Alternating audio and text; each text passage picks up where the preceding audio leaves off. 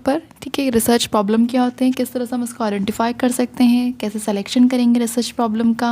फिर हम बात करेंगे क्या क्या सोर्स होने चाहिए for identification of research problem. फिर हम देखेंगे सिलेक्शन ऑफ रिसर्च टॉपिक क्या होना चाहिए और फॉर्मुलेशन ऑफ रिसर्च प्रॉब्लम क्या होना चाहिए।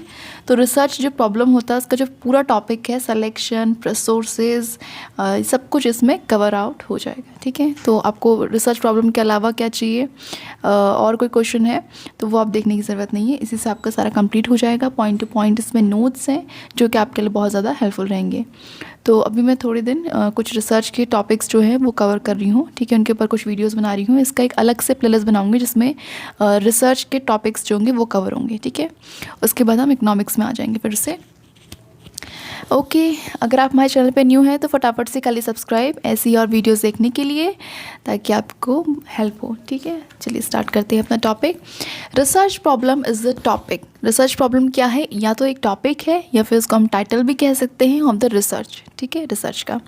It is a phenomena that the researcher intend to explore, कि रिसर्चर जो क्या करता है, ट्राई करता है कि वो एक्सप्लोर करे। Research problem is a social science. Research problem जो सोशल साइंस में हम कहते हैं कि एक डिस्टर्बिंग सिचुएशन है, मतलब ऐसी situation that need to be solve. कोई सोशल प्रॉब्लम है, जैसे मान लीजिए कोई भी टॉपिक है रिलेटेड, जैसे कि कोई पर्टिकुलर कोई एरिया है, अगर हमें उसमें रिसर्च करनी है कि वहाँ पे वाटर, जो पानी की सुविधा है वो नहीं है, या फिर गवर्नमेंट ने तो पानी की सुविधा वहाँ भेजी लेकिन किसी वजह से वहाँ पानी की सुविधा नहीं पहुँच पाई, तो एक प्रॉब्लम है, सोशल प्रॉब्लम है, ठीक है। कोई भी आप टॉपिक ले सकते हैं। आपको लगता है कि कोई भी एरिया का कोई प्रॉब्लम है, या फिर कहीं पे जो इंडस्ट्री है वहाँ से बहुत ज़्यादा पॉल्यूशन निकलता है, तो वहाँ के जो पर्टिकुलर एरिया के लोग हैं तो वो कैसे अफेक्ट होते हैं, ये भी एक सोशल प्रॉब्लम है, ठीक है। तो जो एक डिस्टर्बिंग सिचुएशन है उसको कैसे हम सॉल्व कर सकते हैं, तो उसके ऊपर कोई टॉपिक के ऊपर रिसर्च करना, ठीक है, ये इसको भी कह सकते हैं। A question that need to be answer, या ऐसा कोई क्वेश्चन जिसको बहुत ज़रूरत है कि उसे हाँ आंसर करना चाहिए। कोई कंसेप्ट जो रिसर्चर वांट्स टू अंडरस्टैंड, कोई कंसेप्ट है जो एक रिसर्चर चाहता है कि वो समझे, अंडरस्टैंड करे। कॉज और इफेक्ट रिलेशनशिप देखना चाहता है वो इन सोशल कंटेक्स्ट में। The researcher want to explore cause और इफेक्ट, मतलब कि कोई चीज़ हो रही है उसका इफेक्ट क्या पड़ रहा है, ठीक है, तो उसका इफेक्ट लोगों पे क्या पड़ रहा है वो देखना चाहता है रिसर्चर, वांट टू एक्सप्लोर। तो फिर ये सब चीज़ें होती हैं जो कि हम रिसर्च प्रॉब्लम के अंदर ढूंढने की कोशिश करते हैं, ठीक है। जो हम अपने जो भी टॉपिक बनाते हैं उसके अंदर हम खोजने की कोशिश करते हैं। उसके बाद है identification and selection of research problem. किस तरह से हम आइडेंटिफाई करेंगे और सेलेक्ट करेंगे अपने रिसर्च प्रॉब्लम्स को। Identification of a research problem is refers to the sense of awareness, ठीक है। ये क्या होता है, सेंस ऑफ अवेयरनेस देता है हमें ऑफ रिलेवेंट सोशल प्रॉब्लम की। क्या जो रिलेवेंट सोशल प्रॉब्लम है, एक तो प्रॉब्लम हुई जो हम एज अ जर्नल देखते हैं, और एक है स्पेसिफिक जो हम स्पेसिफिक एरिया में देखना चाहते हैं कोई प्रॉब्लम को, तो उसके बारे में हमें अवेयर कराता है, ठीक है। सोशल फिनोमिना है, और एक कंसेप्ट है दैट इज़ वर्थ स्टडिंग, ठीक है, कंसेप्ट जिसमें हम वर्थ स्टडिंग करेंगे, पढ़ेंगे, ठीक है। द रिसर्चर आइडेंटिफाई, जो रिसर्चर होता है वो आइडेंटिफाई करता है such a research problem through his power of observation, जिसकी पावर है ऑब्जर्व करने की, उसके थ्रू अपनी नॉलेज के थ्रू, अपनी जनरल अवेयरनेस के through of the surrounding and research related skill के थ्रू, ये सब के थ्रू वो क्या करता है, उस रिसर्च प्रॉब्लम को आइडेंटिफाई करने की कोशिश करता है, ठीक है। किस तरह से हम यहाँ पे बात हम करी ही इसीलिए रही कि हम रिसर्च प्रॉब्लम को फाइंड कैसे कर सकते हैं। प्रॉब्लम आइडेंटिफिकेशन हम करेंगे, कैसे करेंगे, इज़ एन इम्पॉर्टेंट पार्ट। सबसे इम्पॉर्टेंट पार्ट यही होता है, क्योंकि हम जब रिसर्च स्टार्ट करते हैं, जब तक हम प्रॉब्लम आइडेंटिफाई नहीं करेंगे तो हमें रिसर्च कैसा शुरू कर सकते हैं अपनी। पहले हम प्रॉब्लम देखेंगे, तो उसको ये बहुत इंपॉर्टेंट पार्ट होता है सोशल इंक्वायरी का। मोस्ट जो रिसर्चर होते हैं वे इनिशियली फाइंड इट डिफ़िकल्ट, क्योंकि सबसे ज़्यादा दिक्कत इसी में आती है कि हम टॉपिक लें तो ले क्या, ठीक है। अगर हम कोई काम कर रहे हैं तो हम टॉपिक लें क्या, इसमें बहुत ज़्यादा डिफ़िकल्टी आइडेंटिफाई होती है एक रिसर्चेबल टॉपिक में। द रीज़न इज डिफ़िकल्टी जो है नॉट ओनली द लिमिटेड जो रिसर्चेबल प्रॉब्लम से वही नहीं है, but this difficulty arises due to the wrong approach. हम कभी कभी क्या होता है कि रॉन्ग अप्रोच से चीज़ों को सिलेक्ट करते हैं, जो हम सेलेक्ट करने का तरीका होता है रिसर्च का, टॉपिक का, तो वो गलत होता है, ठीक है। हम तरीके अलग अलग तरीके जो अपनाते हैं वो गलत होते हैं, उसकी वजह से हमें बहुत ज़्यादा डिफ़िकल्टी देखने को मिलती है। अदर कॉमन रीज़न है कि is to avoid duplication of previous studies. जो प्रीवियस स्टडी हमने कर रखी हैं या पहले हो चुकी है, उसमें डुप्लीकेशन हम करते हैं, तो उसको क्या करना चाहिए, हमें अवॉइड करना चाहिए। And to come up with a new and unique topic, नए और यूनिक टॉपिक। मतलब जब हम रिव्यू ऑफ लिटरेचर करते हैं तो उसमें हमें ये करना चाहिए, उसमें से कोई ऐसा टॉपिक यूनिक ढूंढना चाहिए जिसमें अभी तक स्टडी नहीं हो पाई है, ठीक है। तो उसी का आप लेके आगे स्टडी कर सकते हैं। इसे तो रिव्यू ऑफ लिटरेचर करते हैं हम लोग, ठीक है। उसके बाद क्या है कि रिसर्चेबल, जो रिसर्च करने वाला जो एरिया है फॉर सोशल रिसर्चर के लिए क्या क्या हो सकते हैं टॉपिक्स, जैसे कि अनएम्प्लॉयमेंट है, कोई क्राइम के ऊपर टॉपिक ले सकता है वो, ओवर पॉपुलेशन। ये सारा जो टॉपिक है ये एक जनरल है, ठीक है। अब इसी में हमें स्पेसिफिक कोई एरिया लेके वहाँ का जो प्रॉब्लम है वो देखना होता है। अनएम्प्लॉयमेंट है, क्राइम है, ओवर पॉपुलेशन है, इलिटरेसी है। यहाँ पे नोट्स आपको प्रोवाइड किए गए हैं। अगर स्क्रीन साफ ना दिखे तो अपना रिजोल्यूशन आपको इंक्रीज़ कर लेना है। आप इन्हीं से बिल्कुल टू द पॉइंट बात कीजिए, इधर उधर नहीं घुमाने की कोशिश कीजिए। जितना भी यहाँ पे नोट्स हैं तो आपको एग्ज़ाम में अगर ये लिखने को आता है तो आप बिल्कुल आसानी से एग्ज़ाम में भी लिख सकते हैं। कोई कॉम्पिटिटिव एग्ज़ाम्स की अगर प्रिपरेशन कर रहे हैं तो बिल्कुल आप समझने के लिए भी ये आपके वीडियो बहुत ज़्यादा आपके लिए हेल्पफुल है। और अपने फ्रेंड्स के साथ भी ज़रूर शेयर कीजिए इस वीडियो को, ताकि उनको भी हेल्प हो, ठीक है। चलिए आगे बात करते हैं। इलिटरेसी टॉपिक पे कर सकते हैं आप, ड्रग अब्यूज़ पे कर सकते हैं, फैमिली कोई प्रोग्राम है, इस प्रॉब्लम्स हैं, या फिर गवर्नमेंट की कोई स्कीम्स है, इन पे भी आप कर सकते हैं। पॉवर्टी है, डोमेस्टिक वायलेंस पे, environmental issue, energy crisis, religious fragmentation, social unrest, political problem, corruption, technological issues, modernisation related issues of urbanisation, business related issues, peace and order issues, social media related issue. ऐसे बहुत सारे topics हैं जिन पे आप अपना work कर सकते हैं, टॉपिक ढूंढ सकते हैं, ठीक है। पहले तो आप एज अ जनरल टॉपिक ढूंढें कि आप काम किस में करना चाहते हैं, फिर उसके बाद उसी पे रिव्यू ऑफ लिटरेचर और भी देखें। तो आप जब जैसे जैसे पढ़ेंगे उन्हें कैसे कैसे उन्होंने काम किया है, क्या एरिया उन्होंने छोड़ दिया है जो हम कवर कर सकते हैं, ठीक है। तो ये सब काम आप करके अपना एक अच्छा सा बढ़िया सा टॉपिक ढूंढ सकते हैं, ठीक है, और उसमें आगे काम कर सकते हैं, ठीक है। उसके बाद हम सोर्स देख सकते हैं, क्या क्या सोर्सेज होते हैं आइडेंटिफिकेशन ऑफ रिसर्च प्रॉब्लम के। तो यहाँ पे मैंने जितने भी अपने टॉपिक्स ये नोट्स बना रखे हैं वो बिल्कुल टू द पॉइंट बना रखे हैं, जिसमें अगर आपको टू द पॉइंट याद है चीज़ें, पॉइंट टू पॉइंट अगर आप लिखेंगे एग्ज़ाम में तो अपने मन से और भी ज़्यादा उसको एक्सटेंड करके लिख सकते हैं। ये मैं थोड़ा इस तरह से बनाया है कि जो अगर थियोरेटिकल आप चीज़ किसी एग्ज़ाम की प्रिपरेशन कर रहे हैं उसके लिए भी ठीक है, या अगर आप कोई कॉम्पिटिटिव एग्जाम्स की प्रिपरेशन कर रहे हैं तो भी आपको टू द पॉइंट समझने के लिए बहुत अच्छा है, ठीक है। तो हम बात करने वाले हैं sources for identification of research problem. क्या क्या सोर्सेज होते हैं। पहला है subject area of the researcher, ठीक है। क्या उसने सब्जेक्ट एरिया ले रखा है, ठीक है। जैसे मेरा इकोनॉमिक्स है और किसी का पॉलिटिकल हो सकता है, किसी का ज्योग्राफी हो सकता है, कुछ भी, किसी का जो भी सब्जेक्ट है, अपना सब्जेक्ट एरिया ढूंढना है उस रिसर्चर को क्या है। Knowledge of the current social trend, उसके बाद उसको नॉलेज होनी चाहिए जो सोशल अभी करंट में ट्रेंड चल रहा है, ठीक है, उसके बारे में उसे नॉलेज होनी चाहिए कि अभी ट्रेंड क्या है, क्या इश्यूज़ हैं, क्या सिचुएशन है। अब मान लीजिए कोई कुछ भी मतलब ऐसा टॉपिक लेता है जो करंट में नहीं है, बहुत पुराना टॉपिक है और उसको करने से कोई सोशल बेनिफिट नहीं होने वाला, तो ऐसे टॉपिक्स को हमें अवॉइड करना चाहिए। अभी का टॉपिक जो ट्रेंड चल रहा है या कोई स्कीम है उससे अगर हम वर्क कर रहे हैं कि गवर्नमेंट की स्कीम कोई भी लीजिए, जनधन योजना जैसे थी, तो उसमें अभी कितना वर्क हो चुका है, कितने लोगों को बेनिफिट हुआ, क्या इसमें मान लीजिए अगर कोई प्रॉब्लम आई, कोई मिलिट्री से रिलेटेड प्रॉब्लम आई तो उसमें क्या हुआ। तो ऐसे करके इस इशू को देखना है लोगों तक कि जिन लोगों तक नहीं पहुंचा, क्यों नहीं पहुंचा, क्या हुआ, ऐसे करके सिचुएशन अगर ऐसा कुछ है तो सोशल ट्रेंड के ऊपर हमें वर्क करना है, ठीक है। और भी मतलब बहुत सारे टॉपिक हो सकते हैं, मैं आपको बस एक एग्जाम्पल दे रही हूँ, ठीक है। थर्ड है knowledge of political and economic trends, हमें थोड़ा पॉलिटिकल और इकोनॉमिक ट्रेंड्स के बारे में पता होना चाहिए, क्या इशू है, क्या सिचुएशन है, ठीक है। और फोर्थ है ongoing programme and initiative, क्या क्या ऑन गोइंग प्रोग्राम्स हैं, क्या इनिशिएटिव लिए जा रहे हैं गवर्नमेंट के, इसमें क्या इवैल्यूएशन, हमें उसको रिजल्ट देखना है, क्या इवैल्यूएशन मतलब रिजल्ट देखना लास्ट में ऑफ द इफेक्टिवनेस एक्सेट्रा। और भी चीज़ें हम देख सकते हैं, इसका कितना इफेक्टिवनेस पड़ा, ठीक है, लोगों पे। डीप ऑब्जर्वेशन, केयरफुल स्टडी हमें करने की ज़रूरत है। उसके बाद है sixth cause and effect relationship देखना है ऑफ फिनोमेना, ठीक है। कॉज और इफेक्ट देखना है कि क्या कॉज क्या हुआ और उसका इफेक्ट क्या पड़ा। Awareness of the social surrounding, जो आपका सोशल सराउंडिंग है उसके बारे में अवेयर होने की बहुत ज़्यादा ज़रूरत है। अभी सराउंडिंग में करंट में क्या चल रहा है।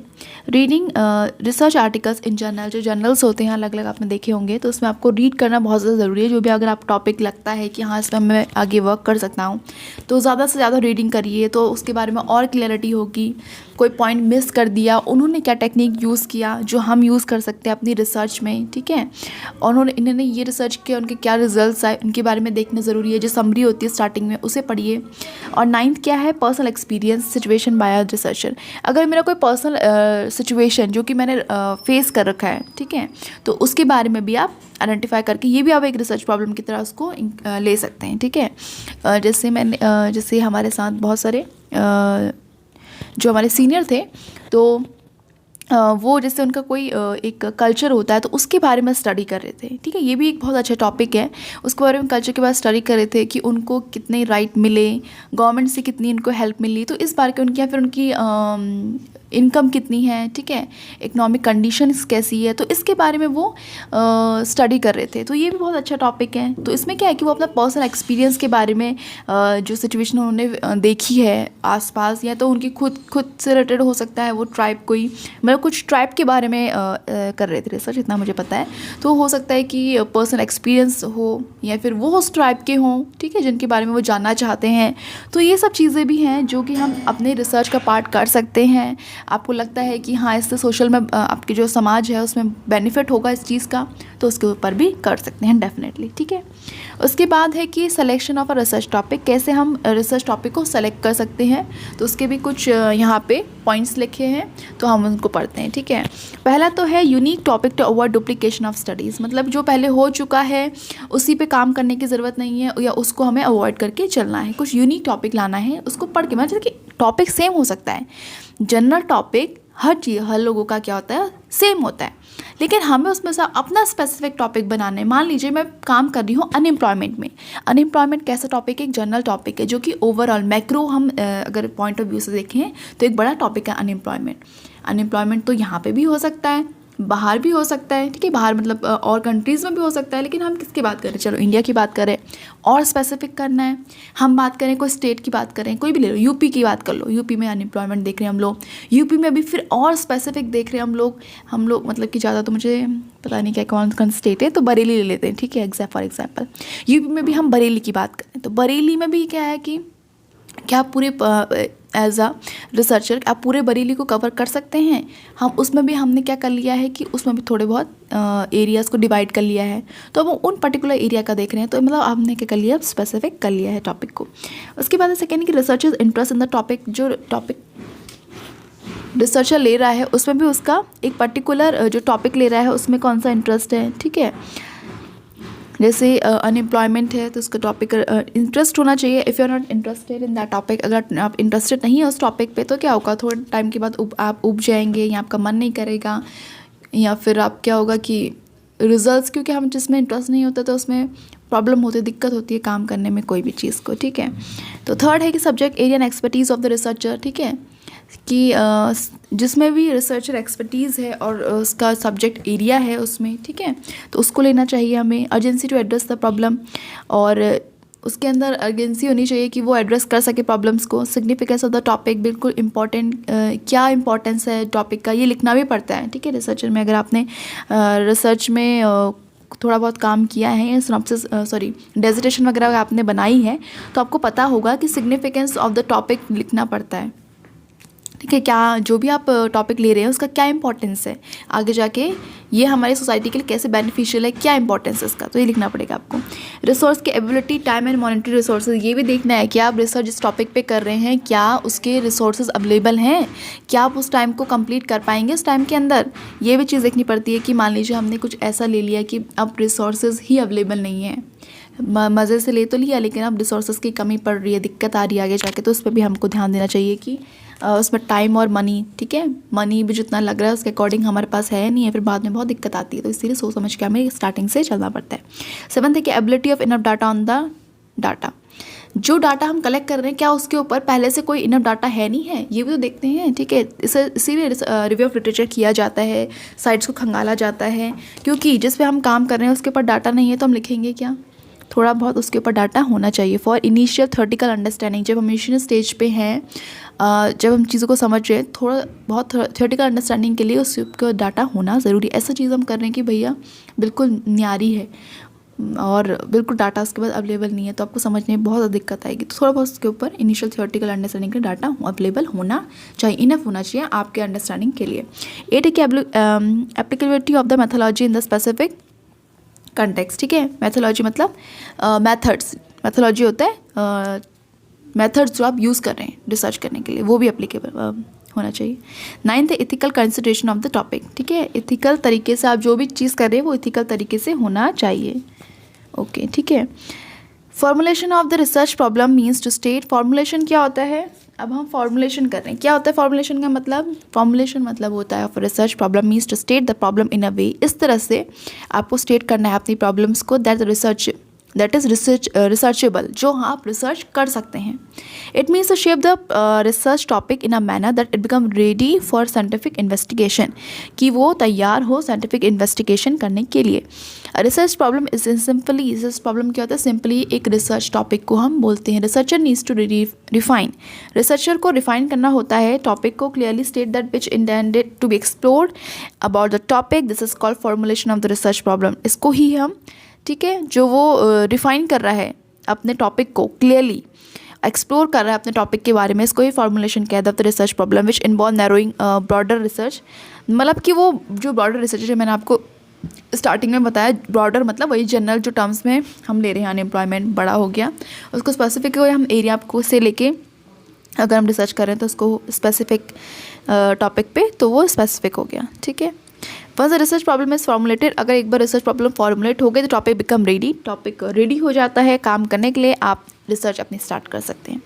फॉर्मुलेशन ऑफ रिसर्च टॉपिक में क्या क्या स्टेप्स होते हैं, थोड़े से स्टेप्स लिख लेते हैं। बिल्कुल मैं यहाँ पे ना टॉप टू द पॉइंट है, अगर आपको ये सारे पॉइंट्स याद रहे एग्ज़ाम में तो क्या होगा, आप अपने मन से भी इसमें ज़्यादा एक्सटेंड कर सकते हैं। अगर आपको ये याद नहीं हुए तो अगर पॉइंट आप भूल गए तो फिर क्या होगा, कैसे लिख पाएंगे? इसीलिए कभी भी आप जब भी स्टार्ट करते हैं तो एक सजेशन है आप लोगों के लिए, या एडवाइस समझिए, सजेशन जो भी आप समझते हैं, पॉइंट्स में चीज़ें याद करें, क्योंकि पॉइंट्स में चीज़ें याद रहती हैं।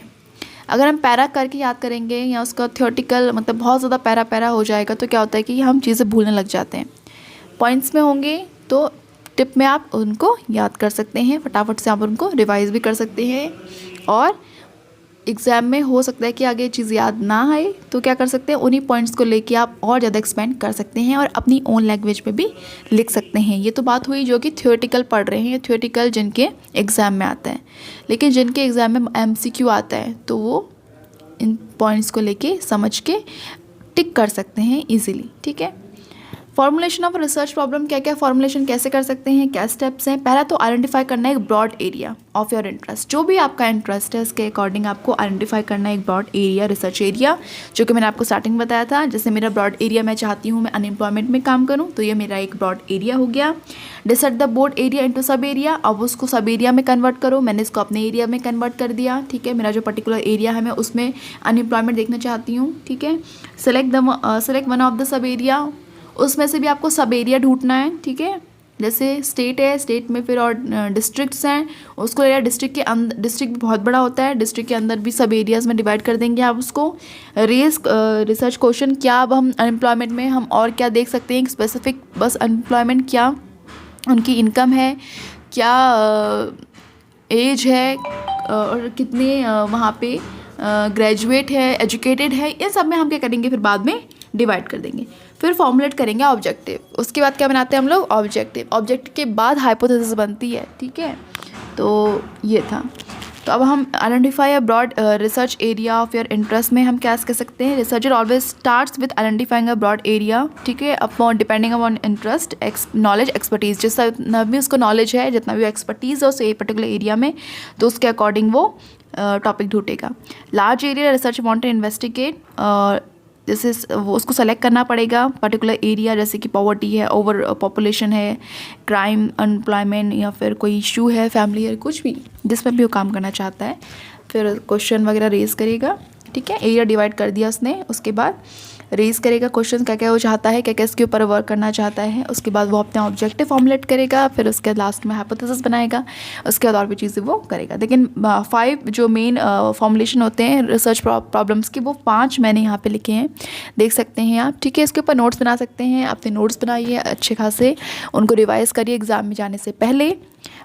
होप आपके लिए वीडियो बेनिफिशियल रही होगी। Thank you so much watching this video. Channel पे न्यू है तो फटाफट से कर लीजिए सब्सक्राइब। वीडियो पसंद आया तो लाइक ज़रूर करिए और अपनी वैल्यूबल कमेंट बॉक्स में ज़रूर दें। मैं वेट करती हूँ आप सभी के कमेंट्स का, और मैं पढ़ती हूँ और रिप्लाई भी करती हूँ। ठीक है, आपके कमेंट्स जो होते हैं वो बहुत ज़्यादा क्या करते हैं, मोटिवेट करते हैं मुझे कि मैं और वीडियोस बनाऊं, अच्छे अच्छे कंटेंट लेके आऊं, टू द पॉइंट में आपको समझाऊं, जितना मैं अच्छा कर सकती हूं उतना अच्छा करूं।